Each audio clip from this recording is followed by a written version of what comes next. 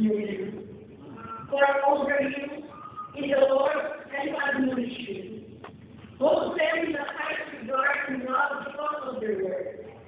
Live in peace with each other.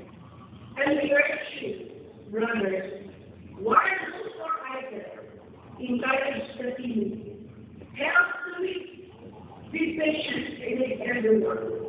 Make sure that nobody takes that road for us, but always try to be kind to each other and to everyone else.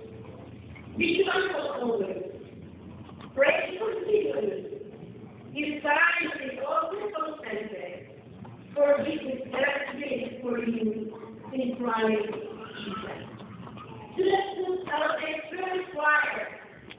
Students take some musical content. That's everything.